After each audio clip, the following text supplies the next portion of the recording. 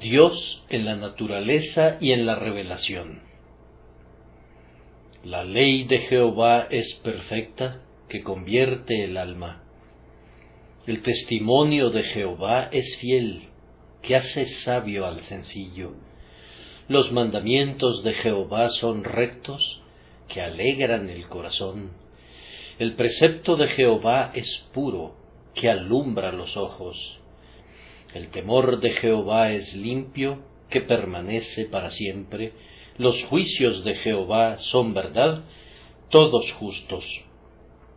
Salmo 19, 7-9. Lo que tengo que decir esta noche será realmente una exposición de todo el Salmo. Seleccioné esos 3 versículos únicamente por la conveniencia de contar con un texto breve. El Salmo comienza con una nota excelsa. Los cielos cuentan la gloria de Dios y el firmamento anuncia la obra de sus manos.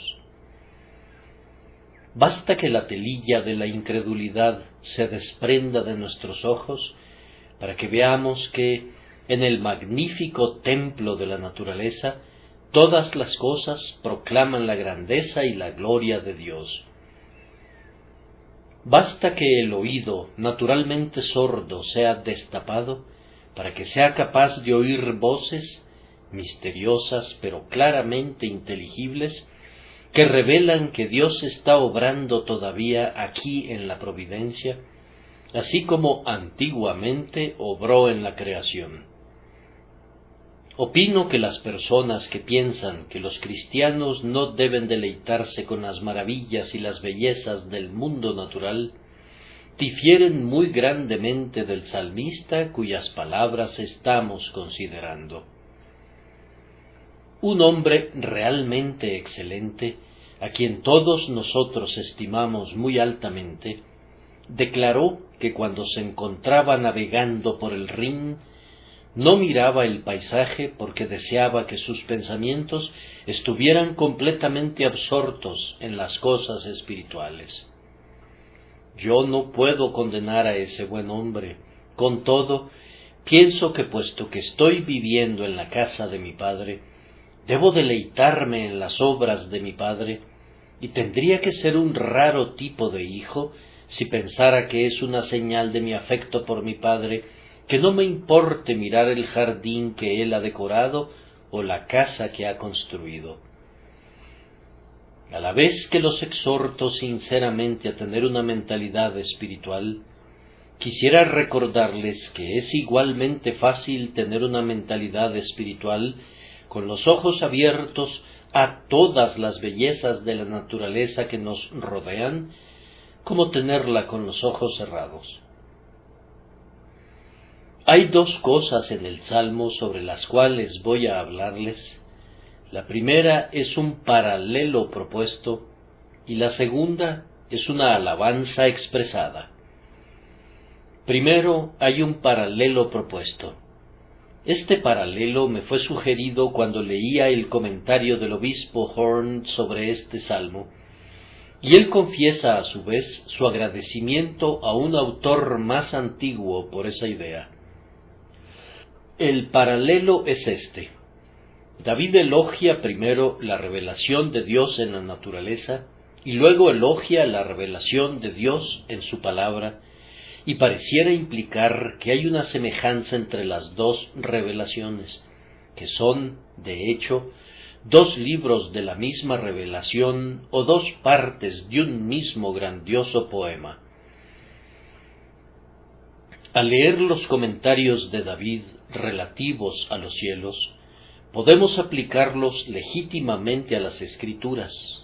Igual que los cielos, las Escrituras declaran la gloria de Dios, e igual que el firmamento, muestran la obra de sus manos, solo que, mientras el firmamento muestra la obra de las manos de Dios en la creación, la palabra de Dios muestra esa misma obra de sus manos en la redención, en esa nueva creación realizada por aquel que dice: «He aquí, yo hago nuevas todas las cosas». Consideren, primero, la vasta extensión de los cielos. ¿Quién podría medir la gran cortina que Dios ha extendido como una tienda para morar en ella? ¿Quién conoce su altura o su anchura? ¿Dónde están los compases que pudieran describir ese portentoso círculo?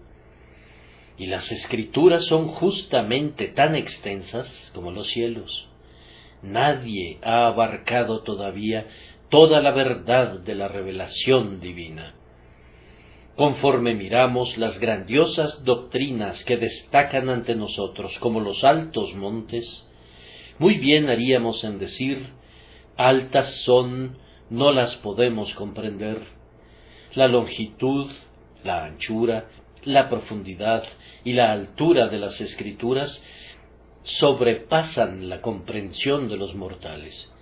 Y aunque creemos en ellas sin fingimientos y en ellas nos regocijamos devotamente, no está dentro del alcance de nuestros poderes comprenderlas plenamente. Hay personas que hablan como si conocieran el círculo íntegro de la verdad divina. Piensan que han logrado introducir el grandioso océano de la revelación en la diminuta medida de su capacidad mental, pero ustedes saben, queridos amigos, que no es así. Nadie sería capaz jamás de sujetar a los cielos con su mano o de abarcar al firmamento con su palmo, pero aun si pudiese hacerlo, todavía descubriría que la palabra de Dios, en toda su portentosa inmensidad, habría sido demasiada vasta para dejarse asir. Tenemos que sujetar firmemente cualquier cosa que hayamos aprendido de la verdad de Dios, pero tenemos que estar siempre preparados para aprender más.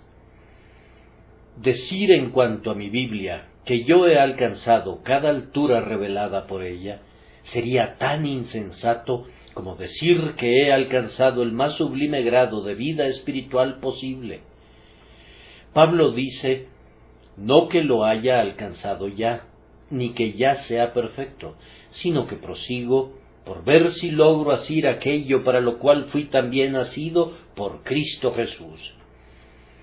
Y cuando me he esforzado al máximo por conocer la palabra de Dios, he sentido que todavía tengo necesidad de orar diciendo, enséñame tus estatutos, oh Dios, y ensancha mi entendimiento para que pueda conocer más y más tu verdad. Por su extensión, por su altura, por su brillo y por su gloria, las Escrituras son comparables a los cielos que declaran la gloria de Dios y al firmamento que muestra la obra de sus manos. Luego el salmista prosigue diciendo, un día emite palabra a otro día, y una noche a otra noche declara sabiduría, y así la revelación de Dios en las Escrituras está hablando siempre a los hombres. Cuantas veces los hombres acuden a la Escritura, reciben un mensaje de ella en todo momento. Cuando estamos felices y somos dichosos, tiene una voz para nuestro día más brillante. Y cuando estamos afligidos y nos lamentamos, es el consuelo de nuestra noche más oscura. Durante esta larga noche de la historia de la Iglesia, la larga noche de la ausencia de su Señor, sus verdaderos ministros son capacitados para brillar como estrellas a su diestra, y muchos espíritus afligidos son animados, y muchos marineros en el mar de la vida son guiados por la luz de las Escrituras. En el futuro nacerá el bendito sol de justicia, y en sus alas traerá salvación, y entonces, a lo largo del prolongado y luminoso día milenial, y después, a lo largo de aquel día sempiterno para el cual no habrá ninguna noche, continuaremos aprendiendo más y más acerca de las maravillas de esa revelación que Él nos ha dado en su palabra. Una gran gloria de los cielos es que tienen una voz para todas las tierras. No hay lenguaje, ni palabras, ni es oída su voz. Por toda la tierra salió su voz, y hasta el extremo del mundo sus palabras. En un lenguaje que todos los hijos de los hombres entienden, no sólo en el lenguaje del judío o del gentil, no sólo en el lenguaje del bárbaro o del griego, sino en el lenguaje de todos los seres humanos, antiguos y modernos, siervos y libres, la voz de los cielos ha salido por todo el ancho mundo declarando la gloria de Dios. Así sucede con el Evangelio. Sin importar dónde lo introduzcas, su mensaje está adaptado para todos los hijos de los hombres. Pablo demostró el poder del Evangelio entre los idólatras de Licaonia y entre los sabios de Grecia. Tiene una voz para hombres de los más diversos temperamentos. Habla con igual autoridad al fornido anglosajón y al más volátil francés. Tiene una facilidad peculiar para adaptarse a todas las nacionalidades. No es ni el Evangelio del inglés, ni del americano, ni del africano únicamente, sino que habla a toda la gente que en el mundo habita. Donde quiera que vaya la Biblia, allí se muestra no como una flor exótica, sino como una flor cultivada en casa, y donde quiera que es predicado el Evangelio, no llega como una revelación del Oriente, o del Occidente, o del Norte, o del Sur, sino como el mensaje de Dios para toda la humanidad en el mundo entero.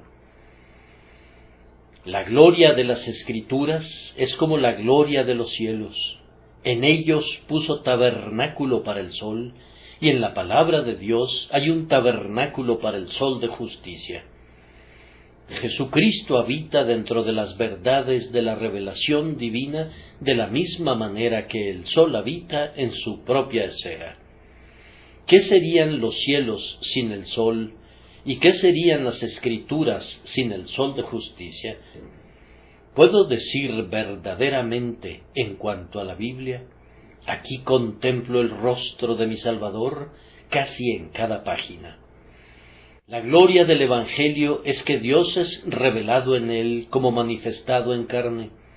Todos los atributos divinos son expuestos en la persona de Emmanuel, Dios con nosotros. Si suprimen a Jesucristo del Evangelio, su poder desaparece. Si suprimen a Jesucristo del ministerio cristiano, se queda completamente inerme. Me aflige tener que decirlo, pero yo creo que es debido a que ha habido tan poca predicación de Cristo en muchos de nuestros púlpitos, que los oyentes se han adherido a la Iglesia de Roma y a todo tipo de errores.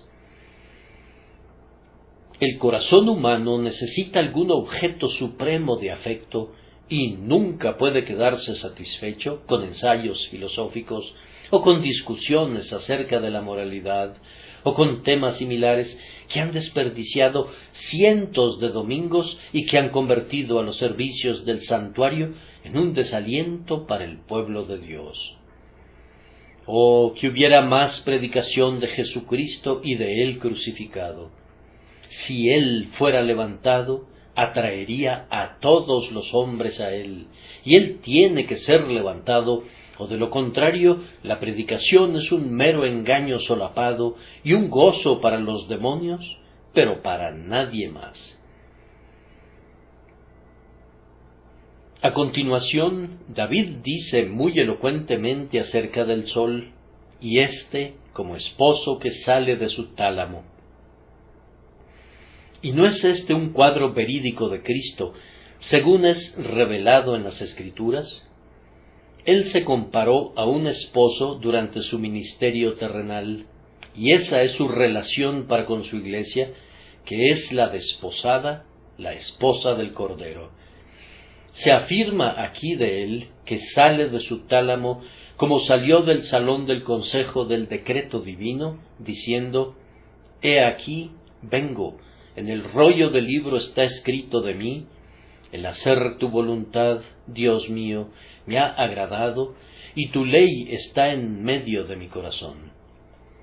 sale de la cámara de lo divino e invisible y se viste con las humildes ropas de nuestra humanidad. Viene a una vida de aflicción y sufrimiento, y con todo viene a ella con pasos gozosos, porque se deleita en cumplir la voluntad de Dios, y está encantado de redimir de la muerte y del infierno a su esposa.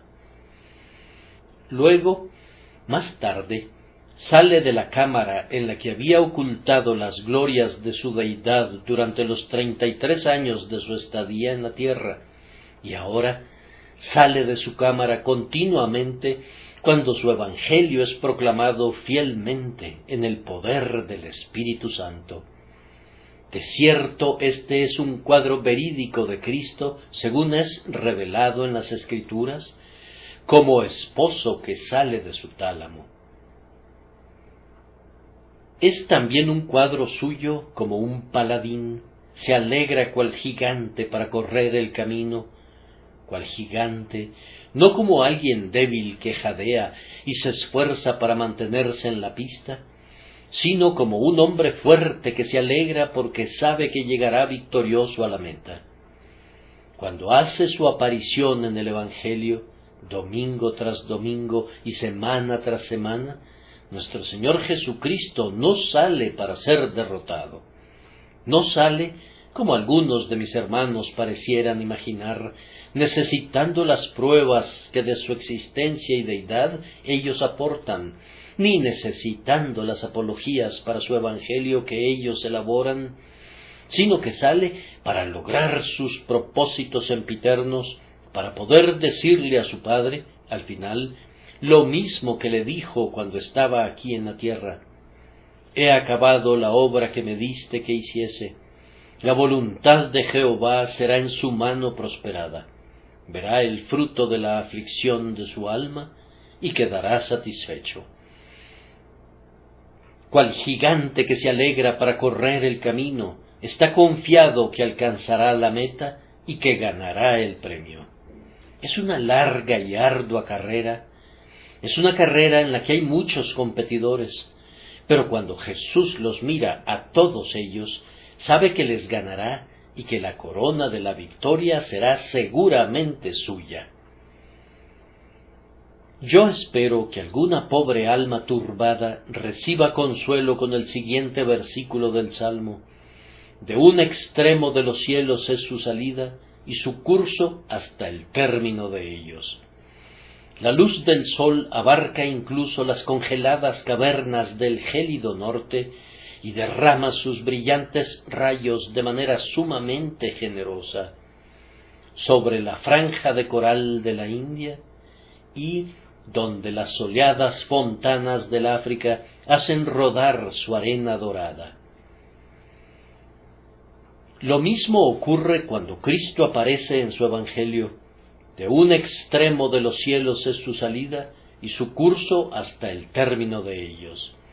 La luz de su Evangelio brilla sobre todos los rangos y sobre todas las clases y sobre todos los caracteres, ricos y pobres, estudiados e iletrados, y el tiempo vendrá cuando brille sobre el mundo entero, pues Jesús reinará doquiera que el sol recorra sus sucesivas jornadas.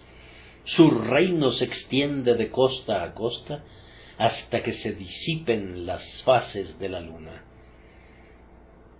Luego el salmista agrega: y nada hay que se esconda de su calor. El calor del sol encuentra a la florecita escondida en el más oscuro rincón del bosque y sin duda ejerce una misteriosa influencia incluso en las profundidades del mar y en el fondo de las más recónditas minas. Y nada hay que se esconda de su calor, aunque muchas cosas se esconden de su luz. Lo mismo sucede con el Evangelio y con el amor de Cristo. Allí donde se encuentran algunos de ustedes esta noche, podrían imaginar que están ocultos del calor del amor del Salvador, pero ¿es acaso así? Ustedes oyen el Evangelio, ¿no es cierto? Eso es algo, pero ustedes dicen que necesitan encontrar al Cristo que tiene su tabernáculo en el Evangelio. Pero ese deseo suyo demuestra que no están escondidos del calor del amor del Salvador, pues ese anhelo es uno de los dones de su gracia. Si tú tienes algún quebrantamiento de corazón, alguna conciencia de culpa, alguna inclinación hacia el arrepentimiento, esa es la obra de Cristo a través de su siempre bendito Espíritu. La flor no sabe que no podría florecer sin el sol, pero es verdad. Tal vez piense que el sol tiene demasiados quehaceres vigilando sobre la vasta extensión del mar y de la tierra, y viendo sus rayos reflejados sobre el resplandeciente techo del palacio, para advertir a una pobre campanulita en una cañada, o a una primavera escondida en un banco cubierto de musgo. Pero no es así. El sol proyecta sus rayos sobre todo, y no es más pobre por hacerlo.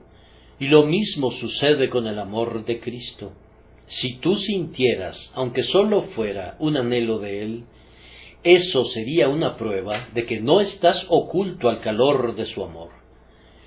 Musita una y otra vez esta oración: Jesús, glorioso sol de justicia, brilla sobre mí y lléname de tu gracia. Del heliotropo se dice que vuelve su faz hacia el sol. Vuelve tú también tu rostro hacia Cristo. Yo he notado que las flores que crecen en aquella parte del jardín que permanece un buen tiempo en la sombra, cuando pueden, tratan siempre de girar hacia la luz del sol. Y ustedes han notado probablemente que cuando ponen flores junto a sus ventanas en casa, siempre tratan de abrirse hacia el cristal. Busquen crecer hacia la luz, especialmente si son creyentes, y sobre todo busquen crecer hacia Cristo, quien es la luz del mundo, el sol de justicia. Traten de captar lo más que puedan sus rayos celestiales. Recuerden que el sol no desmerece por compartir muchos de sus rayos con las flores, y Jesucristo no perderá nada por darles el don de su gracia. El sol de justicia será justo tan brillante y glorioso como antes. Es más, será todavía más glorioso conforme su gloria sea expuesta en ustedes. Entonces, yo quiero que consideren la palabra de Dios con gran reverencia y afecto, porque allí está montado un tabernáculo para Jesucristo. Si quieren aprender todo lo que puedan relativo a Jesucristo, tienen que estudiar diligentemente la palabra que lo revela a nosotros. Habiendo hablado sobre el paralelo propuesto, me dirijo ahora a nuestro segundo tema, que es la alabanza expresada. Les recuerdo de nuevo que estoy haciendo una exposición más bien que una predicación de un sermón, y cuestiono seriamente si no sería mejor que expusiéramos con más frecuencia la Escritura, en vez de dar expresión a tantas de nuestras propias palabras y pensamientos. Hablando en este salmo sobre la palabra de Dios, David usa 6 expresiones para describirla, y cada una le brinda un encomio especial con el objeto de recomendarla para nosotros. Como regla general, el impío conoce la Biblia únicamente por un nombre o dos, tal vez. La llaman la Biblia o las Escrituras, y eso es acaso todo lo que conocen acerca de ella. Pero un hombre que está muy familiarizado con sus contenidos tiene diversos nombres para ella. El ejemplo más notable de esto es el Salmo 119, que contiene 176 versículos, y casi cada uno de ellos hace mención de la palabra del Señor.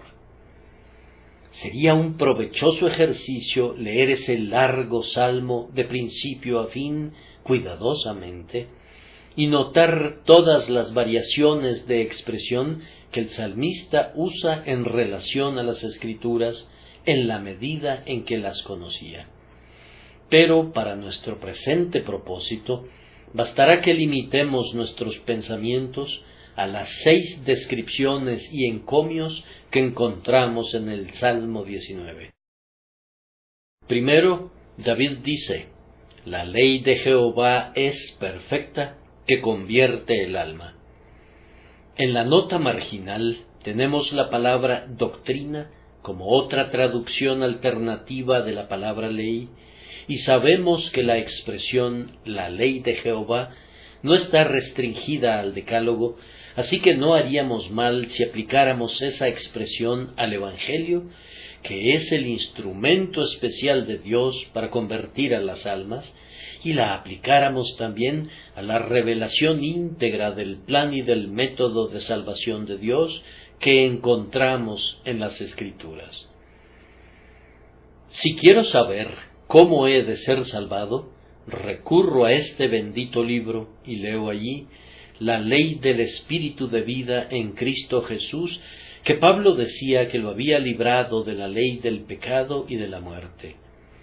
Leo allí las propias palabras de Cristo: el que creyere y fuere bautizado será salvo.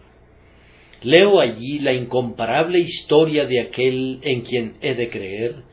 Leo acerca de su persona, de su carácter, de su doctrina, de su misión, y esa ley de Jehová comienza a operar en mi corazón conforme la leo. No sólo cambia mis acciones externas, sino que renueva mi mente, modifica todo el sentido y el propósito de mi vida, y en palabras de David, convierte mi alma. Los manantiales de mi ser, que una vez estuvieron envenenados por el pecado, son purificados por la gracia. Yo sé que ustedes han comprobado que eso es cierto, amados, y que, por tanto, ustedes aman esta ley de Jehová. McChain dice que es la palabra de Dios, y no nuestros comentarios acerca de ella, lo que salva a las almas.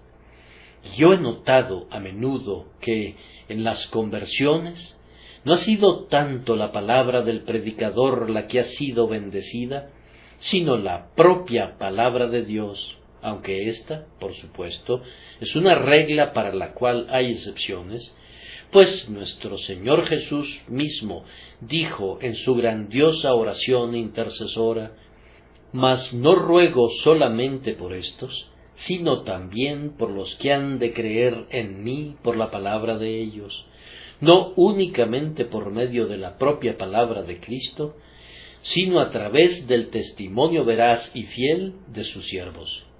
Y la palabra de los predicadores y de los maestros sinceros y creyentes sigue siendo bendecida para los oyentes y para los estudiantes. Sin embargo, la gran agencia convertidora es la palabra de Dios, pues la ley de Jehová es perfecta. En ella no hay nada que sobre y no hay nada que pudiese faltar. Es perfecta en todas sus operaciones sobre mi naturaleza, perfecta para inspirar mi vida entera y para encender el entusiasmo en mi alma, perfecta para iluminar mi entendimiento y para someter mi voluntad, y perfecta para todo lo que fuere necesario para la conversión de mi alma. A continuación dice David: el testimonio de Jehová es fiel, que hace sabio al sencillo. Yo entiendo que la palabra testimonio quiere decir la revelación de sí mismo que Dios nos ha dado en su palabra. Él da testimonio de su propia paternidad y de su adopción en su familia, de todos los que creen en su Hijo Jesucristo. Da testimonio de todos sus atributos según son revelados en la persona y obra de nuestro Señor Jesucristo. Da testimonio de su propio amor eterno y de su fidelidad a cada promesa que ha hecho a sus elegidos. Da testimonio de muchas cosas que no habríamos podido descubrir nunca a partir de la naturaleza, y todo su testimonio hace sabio al sencillo. Sobre el pórtico de una de las academias en Atenas se encontraba escrito: quien sea ignorante de la aritmética no puede entrar aquí. Pero sobre el pórtico de la palabra de Dios está inscrito: quien sea ignorante es aquí bienvenido. El testimonio de Jehová está lleno de divina sabiduría y con todo es expresado en un lenguaje tan claro que aun los niños pueden entenderlo.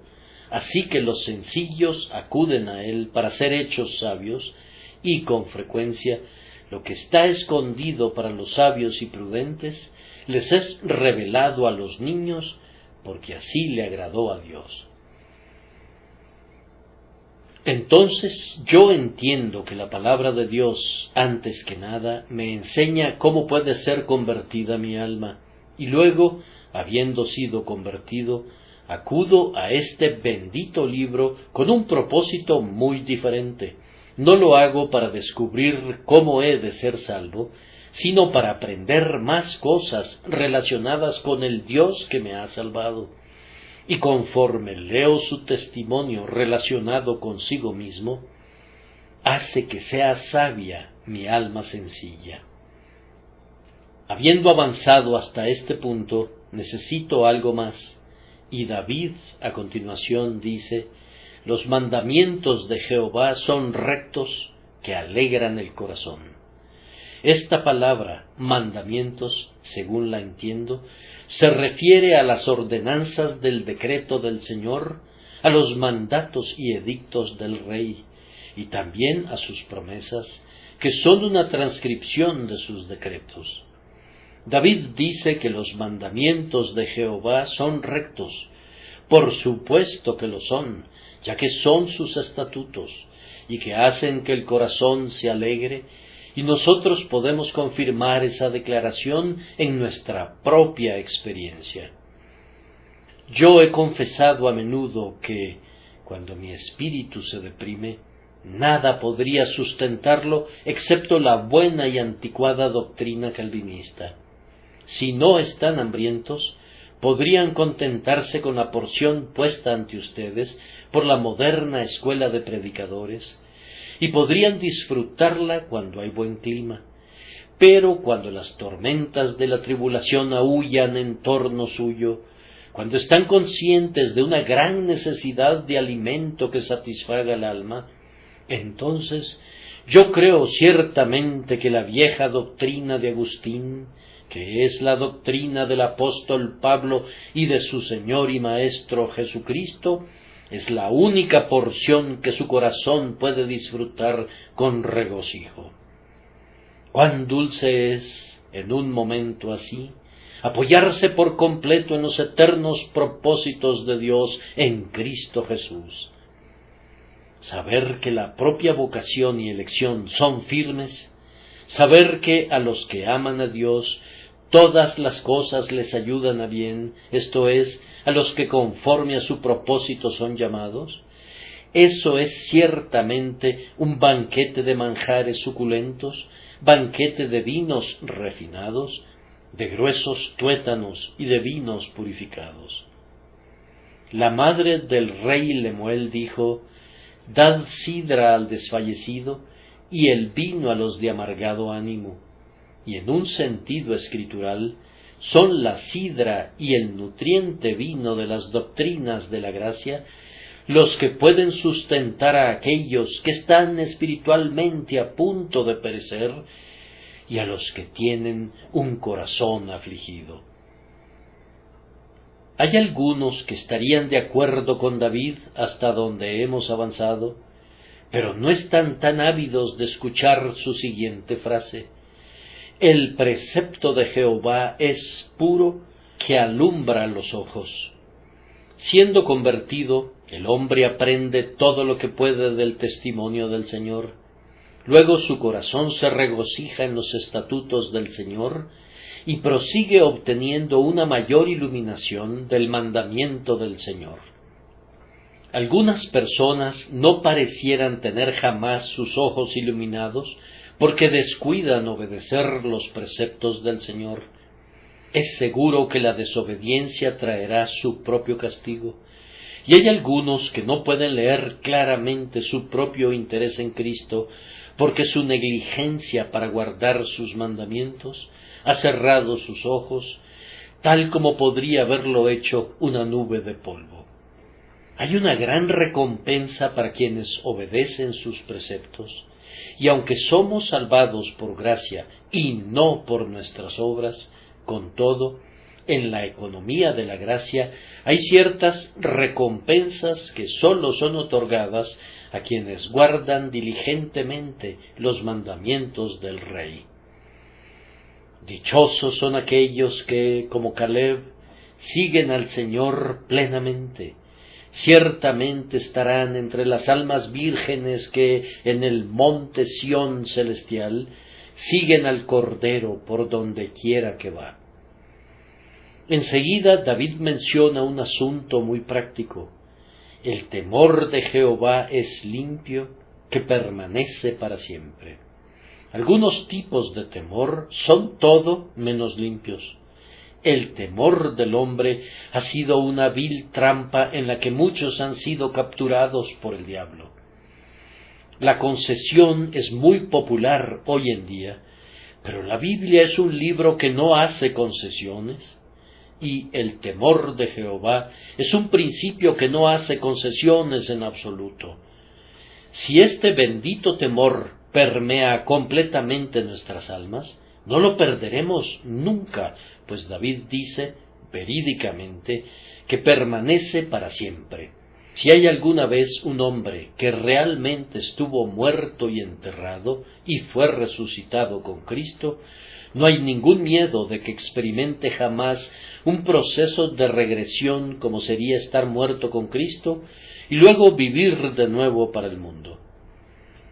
Hay algunos principios que sólo son poderosos por un tiempo, pero el principio de la gracia, que produce el temor del Señor, ejerce una permanente influencia sobre cualquiera en quien el Espíritu Santo la obre, y no hay ninguna posibilidad de que el amor del mundo o el temor del hombre lo eche fuera. Que ese clemente Espíritu obre este santo temor en cada uno de nosotros. Luego, por último, David dice, los juicios de Jehová son verdad, todos justos. Siempre que pienso en los juicios de Jehová en los tiempos antiguos, considero que siempre son juicios justos. Justo fuiste, oh Señor, cuando derramaste el granizo de fuego sobre Sodoma y Gomorra, cuando eliminaste a Faraón y venciste a sus ejércitos en el Mar Rojo, y cuando tu ángel mató al ejército de Sennacherib. Justo has sido, oh Dios, al destronar a las antiguas monarquías que habían quedado inmersas en la iniquidad. Y esos son los juicios del Señor que aún han de ser ejecutados, en relación a los cuales tenemos las repetidas declaraciones de la revelación, que todos ellos serán verdad, todos justos. Esas son las propias palabras que son usadas en relación a los juicios del Señor sobre la gran ramera que ha corrompido a la tierra con sus fornicaciones.